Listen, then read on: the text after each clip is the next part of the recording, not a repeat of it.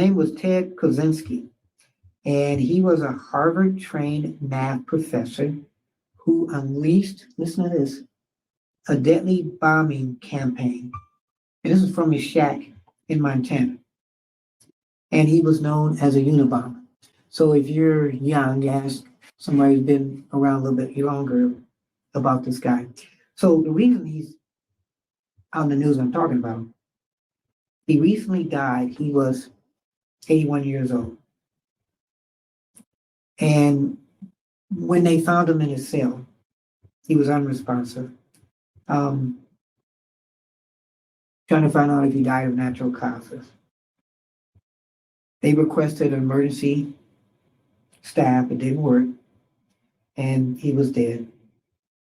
So the interesting thing, he was serving 8 life sentences after he pleaded guilty in 1998 for sending mail bombs.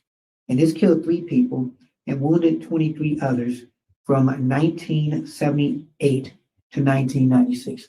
1978 to 1996. So back in those days when mail was popular, before Amazon and everything, crazy people would send mail bombs. He was arrested in 1996 at a small remote cabin in Montana.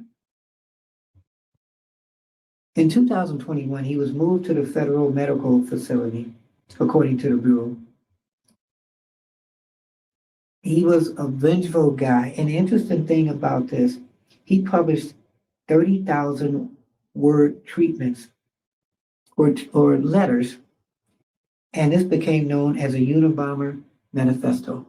So when you talk about people today who are doing these manifestos, back then it was crazy too, before social media. He did not believe in technology. He really hated it. He said, I believe in nothing. I don't ever believe in the cult of nature worshipers. And he lived in the wilderness. So what tipped people off about this guy was his brother. You think about this, if his brother hadn't given him in, then who knows how many more people he would have killed. It's a Unabomber. And I don't want to say funny thing, but he was against technology. He hated computers. He hated anything that would get people ahead of the game. Excuse me. He wanted to die.